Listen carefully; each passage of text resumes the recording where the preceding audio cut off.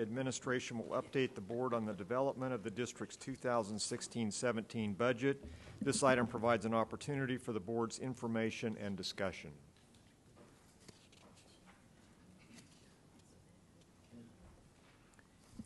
Good evening, Mr. Freeman.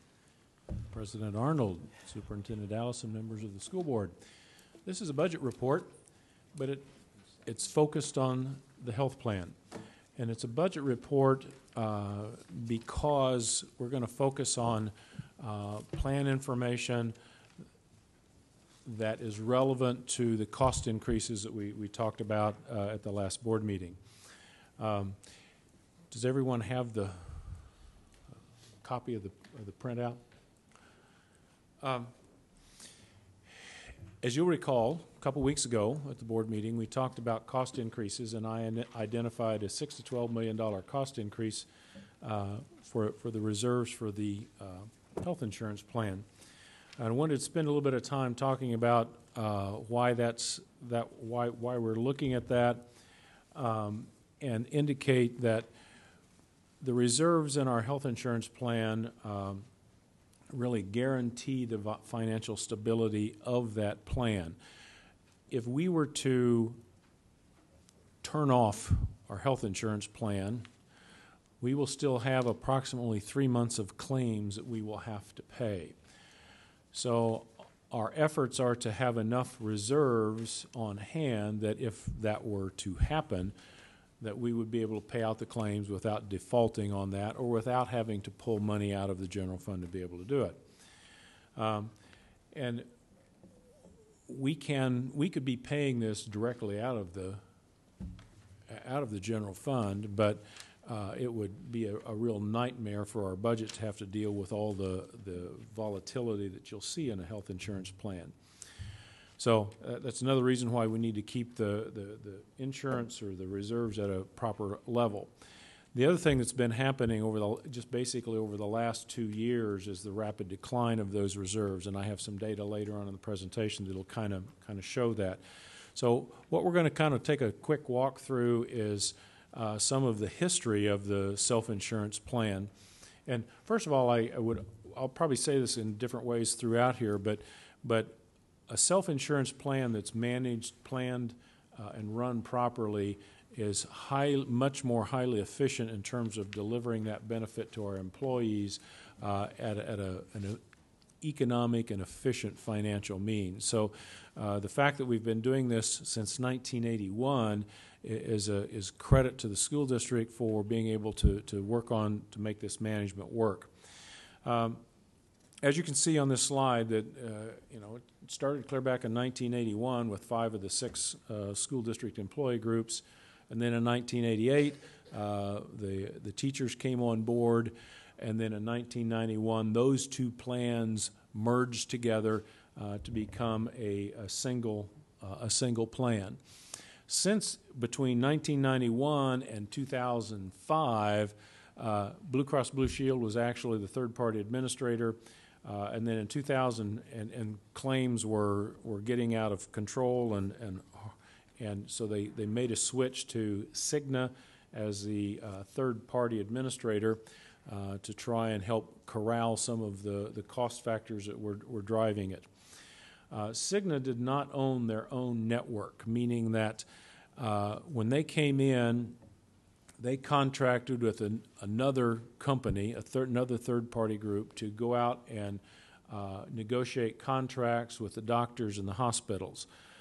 So we were paying some additional costs for another third-party administrator to help do that, and so there was a cost effect there that was kind of negative for us in that regard.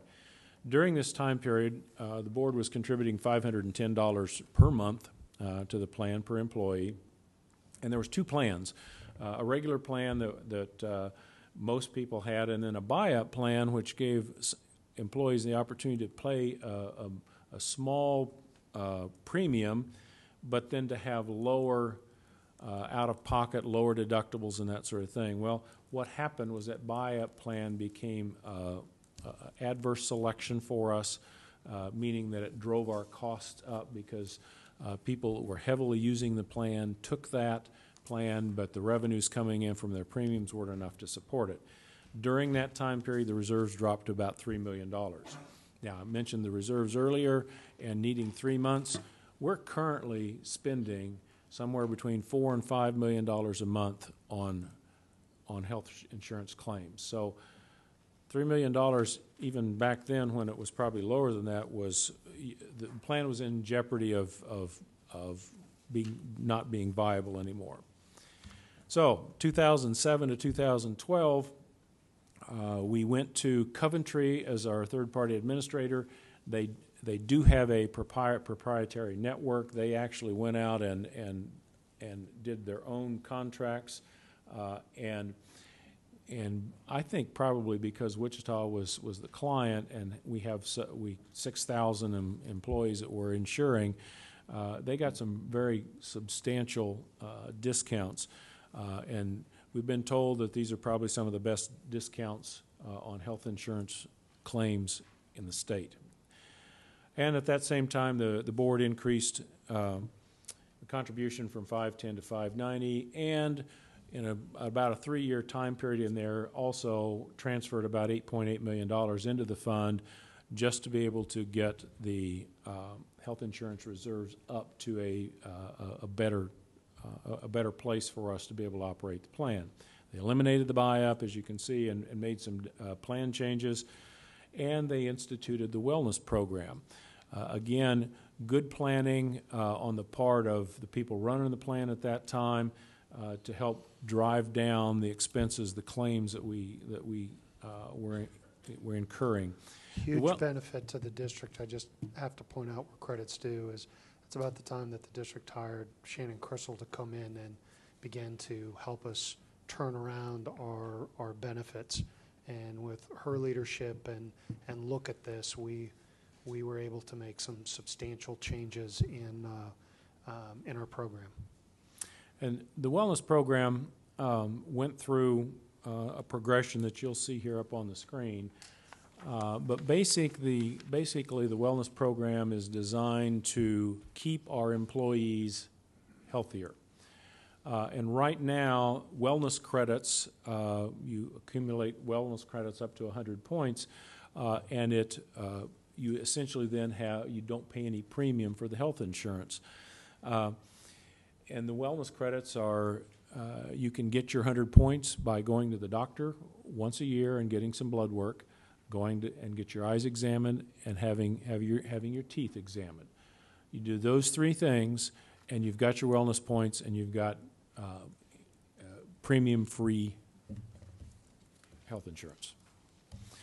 And this next slide, I'm not going to go through every single bullet here, but I was going to say here on this one too, again, give Shannon Crystal some kudos on this, because that first one that's there, analysis of cost drivers, is a real key factor in managing a totally self-insured health plan, to be able to look at what is driving your claims. And some of the things that were put in place, you'll see under the value-based benefit design.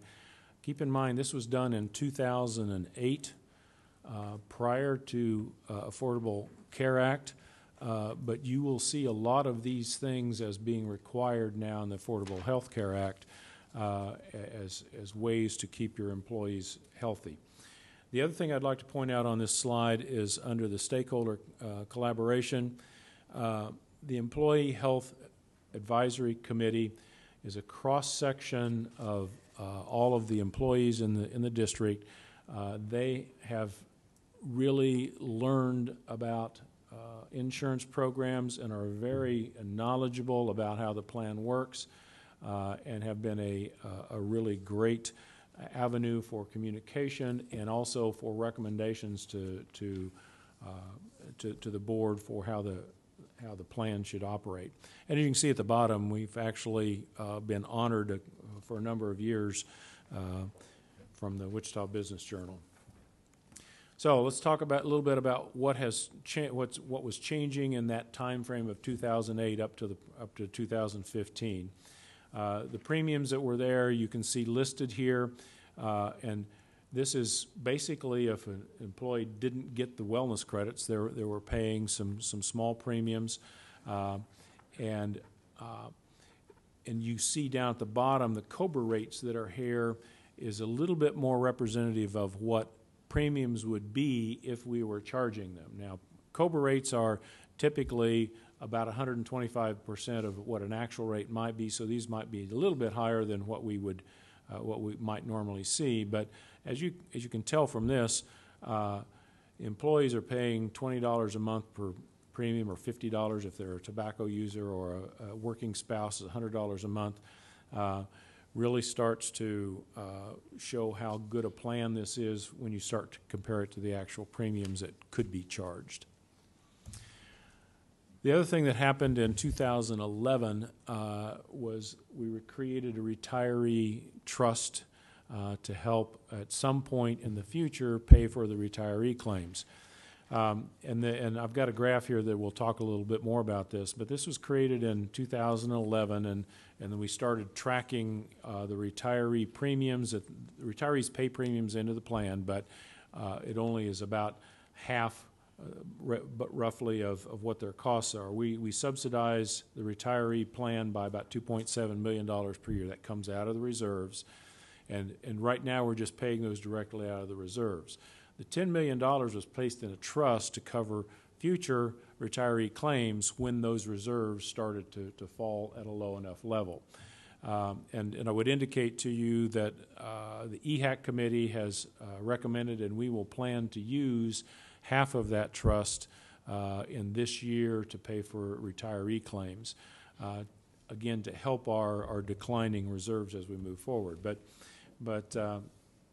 it's one of those that you're using your savings account, so you only got a couple years of this before that goes away. But it does give us a little bit more help in terms of maintaining the reserves. Premium changes that just took effect in January. And if you look back at the other one, we have increased the monthly premium if no wellness credits. The $40 a month premium for part-time employees didn't change, but we had been waiving it. We've stopped waiving that premium. The tobacco premium doubled, and the working spouse premium also doubled. Now, these revenues, last year when we saw what was happening to the reserves, we knew we had to start making some changes into the plans. And again, I credit EHAC for making some recommendations to try and help this. We won't really feel all of the effect of this for several months yet, but we're hoping it slows down the decline of the reserves. This slide gives you an indication of the number of people that we are actually covering. You can see how it breaks down there as if it were tiered, so employee-only coverage, in other words, 1,694 single plans that we have out there, and how it works down through the retirees. The cash option that is here for employees that have health insurance somewhere else, we will pay them $100 a month for having their health insurance with a spouse or someplace else.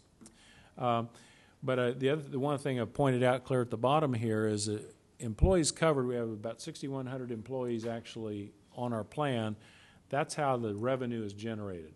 Because of the way we run payroll, it's generated through those 6,100 employees. However, we cover 16,125 lives. That's all the dependents of the employees that are there. So, I guess another way to look at this is if 6,000 employees, that's 16,000, that's a little over 2 people, so we're providing 6,000 family plans, kind of the way you can look at it as well. Let's talk a little bit about the reserve balances. This is really what we're after. The reserve balances over the last 2 years have gone down $7 million and $12 million respectively. And you can see listed out here what is kind of happening. It's basically a combination of increased costs, claims costs, prescription costs, increased fees as a result of the Affordable Care Act, and some things like that. Our deductibles and coinsurance have remained the same, so we haven't changed the plan design since 2008, and there's been no increase in employee and or BOE contributions during that time to help the reserves. So you combine all of that together and we get this ugly chart. Again, starting in 2009-10, this is essentially when our reserves were at their highest. So you can see the total reserves at about that time was about $43 million. And that big spike in the expenditures, that's where we set up the trust. We expensed out of the reserves $10 million, which then you see down at the bottom. So that's where the spike is on the red line. Had we not done that, the actual claims and expenses would only have been about $48 million. So you kind of follow that dotted line across there over to 2012-13. The claims numbers, the expenses are relatively flat. And you see the revenue line, the green line, staying relatively flat too, from $50 to $55 million in there on an annual basis. But what happens in 13-14? The total expenses make a big jump, and then in the next year they also jump, which drives down obviously the reserves. So I'll come back to this chart again at the end, but break it down a little bit. We talk about medical and dental claims and the pharmacy that's in here. This really kind of shows a little bit more about where the money changed. You look at between 12-13 and 13-14. Medical claims went up by $7 million. Pharmacy claims went up by $4 million. And then again, they changed in the next year too. I also put down at the bottom the number of employees and the lives covered, so you can see the increase from 9-10 of 14,000 lives covered all the way up to 16,000 in 14-15. So it's kind of a combination of a lot of things happening. Health insurance costs or health claims are costing more, plus we're paying claims on more people. So we've got a lot of things happening, and you wonder why are we covering more lives?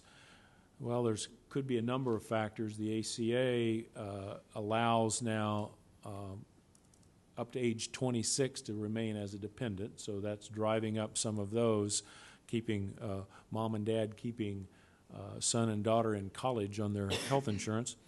And I did that.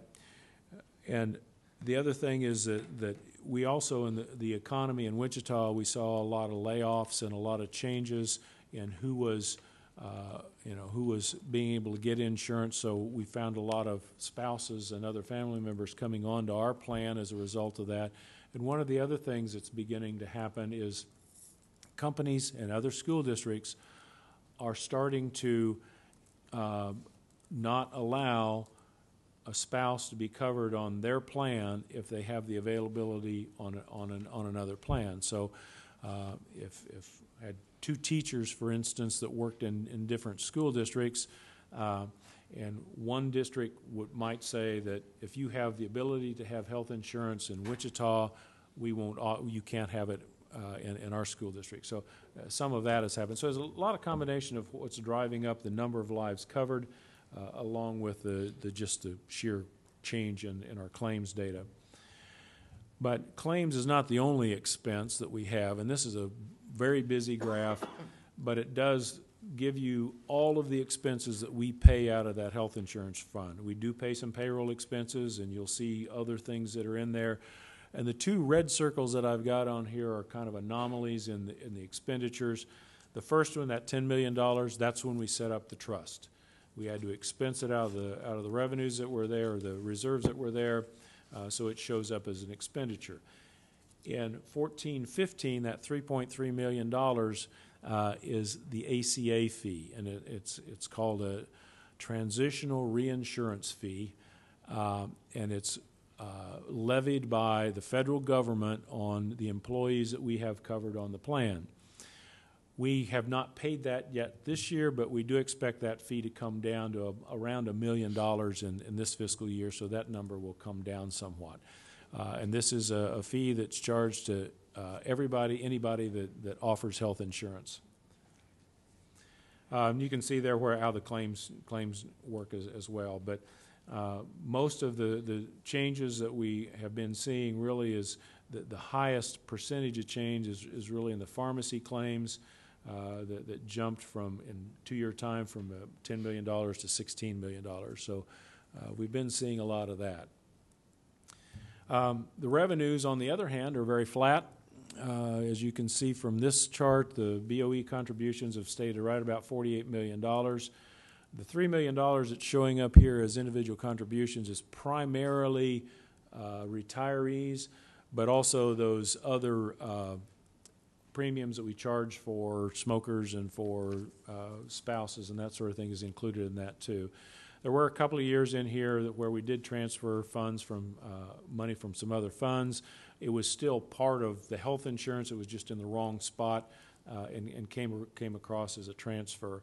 Since 2009, we haven't really made any end-of-year transfers into the fund. These have been through closed purchase orders, or at one time where we had money into a fund that was part of the trust that we all captured it back in the right fund. So, but we haven't put any additional general fund monies into the plan since about 2008. I think that was the last time it happened. So back to the chart here again, and looking at these and how some things are happening. You can't put your finger on any one thing that's caused any of this because we've had health care increases, we've had lots of additions to the coverages and those types of things. So, but the thing that becomes pretty obvious is that if we're trying to maintain our health reserves at about 3 months, and at the end of fiscal year 15, we're at $20 million, and that decline is still continuing, we're going to need to probably think about some other ways to address it. So my final thoughts, and then I'll be open for some questions if you have any. The district health plan really has been an excellent benefit for employees, and it's been a great, tremendous value in recruiting and retaining quality staff. There's no doubt about that. And over the years, the plan really has been carefully managed. We've tried to anticipate some of the things that are happening, but understand that when you make a plan change or change premiums, it doesn't happen until January, so we're on a fiscal year, so it's a little out of sync with how we have to budget. And the cost increases estimates that I provided, if we fill that hole with those amounts of money, is really only a 1-year fix. And so we've got to be thinking about being sustainable for fiscal year 18 and beyond. So what we have to do in terms of the planning needs to look, we just want to use some more of our savings account money and put in there, because you're going to need that same thing the next year and the next year and the next year. So it's going to take a little bit of planning to figure out what we need to do. With that, I'll take a breath and ask for any questions. Okay, I'm going to start off with more for clarity, Jim, because throughout the presentation, terms were mentioned like contributions, subsidies, trust, BOE making contributions. Specifically, what is the funding source that the board would use for this? It is coming out of general fund. Thank you. Okay. Are there any other questions? Joy? I'd just like to go back to slide 15 for a minute. So the $3.3 million from last year, is that last calendar year or last fiscal year? Well, it was in the last fiscal year. In the last fiscal year. That went to the federal government to subsidize the new Affordable Care Act, correct? And this year, that's supposed to be about $1 million. Correct. And then we don't know what it'll be after that. No. So a little reminiscent of the emergency fund for the state of Kansas to take that money. But that, I'd just like to point out that if we're looking at a $6 million minimum, $6 million shortfall, more than half of that, $3 million, is right there. The federal government took it from us. Yes. Okay, I just like to make that point really clear, that when we're looking at this, you know, Mr. Tallman talked earlier about thinking about what our community is also dealing with, that this is the kinds of things that our community is dealing with too. It's very difficult to make ends meet when you have these, we're offering this great health care plan for our employees to help take care of them as they work here, and then because we've offered them something good, now we have to pay a tax on top of that. Just my only comment. It's not really a question. Thank you. Okay, as we talked about our general fund, I'm going to ask Mr. Allison if you all could come. Oh, I'm sorry, Cheryl, I didn't see your name up there. Go ahead. I added it late, I'm sorry. Okay. I just wanted to clarify the 20 million, 20.8 million that's in 14-15 in our reserve account. And you said we need between $4 and $5 million in claims a month. So if we had a 3-month, we've got to have at least 15 million in that reserve, correct? Correct. And so at the end of this year, that's going to be down to roughly 5 million. Correct. If we don't do anything. Correct. So we've got to look at how do we at least put 10 million at the least into that in order to have funding. Well, you're on the right track. It gets a little bit more complicated than that, but what we have to look at, and we made plan changes that started in January. So once we see how what impact that is having, and one of the big changes that we made, I didn't mention, we recently approved a new third-party administrators. Now, Aetna bought Coventry, so it's still the same. We still have the same discounts and that sort of thing. But one of the things that we did was change our prescription drug plan to Maxor, and we expect our prescription costs to come down dramatically. That's what we're hoping for. So that being said, we're hoping that we get to the end of this fiscal year. We're going to use $5 million of our trust to take care of the retirees. We're hoping we're not bottomed out, but you're absolutely right. We have to look at what it's going to take to get us to January as a minimum before we can make any other changes to the plan or any other changes that might take place. So that's where my bottom end of about $6 million comes in, to be able to make it that far. But if we're going to try and rebuild those reserves, then we've got to be watching what's happening and analyzing. It might be 10, it might be 12, it might be 14.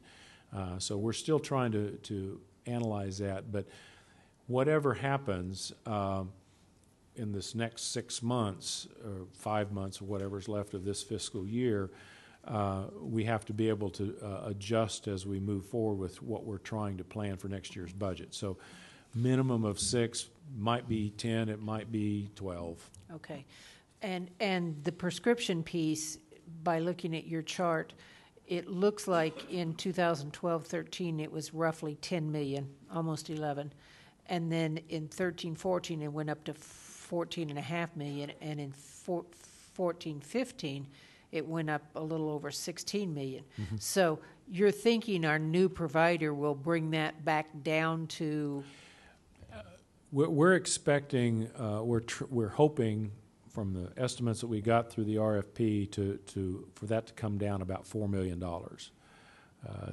So that would bring it all the way back down to the 12-13 range, but certainly closer. Yes.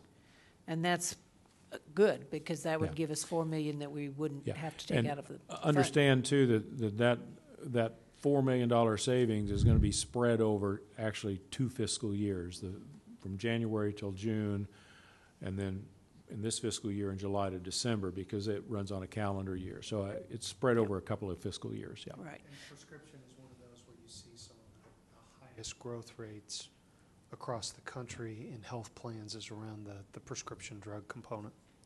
because they're just going up by Yes. leaps and bounds. Okay, thank you very much. Good Welcome. presentation. Lynn? If I recall correctly, our monthly expenses really vary a great deal as well. I mean, if I recall correctly, the summer months are much, much higher on medical expenses than the other months, oftentimes because staff will delay surgeries and whatnot till that period of time. So that's another reason that the reserves have to be at a high enough level to cover us for some of those periods of time as well. I know after our last board meeting, I saw a comment from somebody that just thought it was ridiculous that we would be even thinking about reserves, you know, from this kind of a thing. But I guess what I want to be able to communicate to the community and even to the rest of the board is that I have always looked at this, you know, when we termed it as the trust, that it really is a trust that we're maintaining for our staff, not just for today's staff, but for our staff down the road. And that's why it's so important that we keep this as a healthy health plan. And so I really do appreciate the work that staff and, I mean, the EHAC, the employee committee, and even the employees taking responsibility for what is spent out of this. You know, the more we can keep it down, the better off it is for everyone. And I think as I've been in the district, as I've talked with staff, they really realize that it's a very important benefit. And you know, now that I'm paying 100% of my health care as a retiree, I really see how beneficial it is.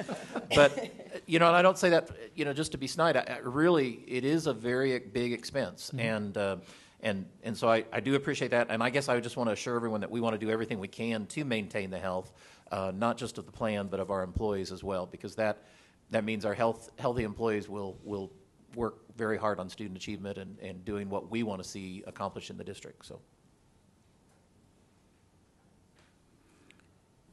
Okay, seeing no other questions, John, I'm going to ask that you bring back to us some kind of appropriate health care fund reserve that's not going to, that doesn't have the need to use our general fund dollars.